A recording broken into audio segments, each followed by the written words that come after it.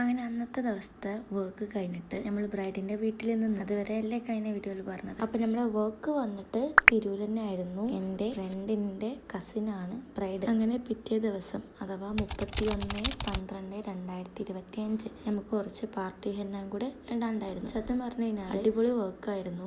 Work ആയിക്കോട്ടെ, അവിടുത്തെ ആൾക്കാരായിക്കോട്ടെ, സത്യം പറഞ്ഞു കഴിഞ്ഞാല് സ്വന്തം ഫാമിലി എന്നുള്ള ആ ഒരു വൈബിലേക്ക് എത്തിയിട്ടുണ്ടായിരുന്നു. കാരണം എല്ലാവരും ഏറ്റവും കമ്പനിയായി. ഞാനൊരു എക്സ്ട്രോവേർട്ടാണ് തിരിച്ചറിയുന്ന ഒരു നിമിഷം എന്നും കൂടി പറയേണ്ടി വരും. അങ്ങനെ രാവിലത്തെ ചായ ഒക്കെ കുടിച്ച് കുറച്ച് പേർക്ക് പാർട്ടി ഹെന്നൊക്കെ ചെയ്ത് കൊടുത്ത് പിന്നെ ഉച്ചക്കത്തെ ഫുഡും കഴിച്ച് വൈകുന്നേരം ആവാനായ ടൈമിലാണ് നമ്മൾ അവിടുന്ന് പോന്നിട്ടുണ്ടായിരുന്നത്. സത്യം പറഞ്ഞു കഴിഞ്ഞാൽ ഒരു 24 hours ഞാൻ അവിടെ തന്നെ ആയിരുന്നു. പക്ഷേ എനിക്കൊരു മടുപ്പുണ്ടായിട്ടില്ല. ഭയങ്കര അടിപൊളിയായിരുന്നു.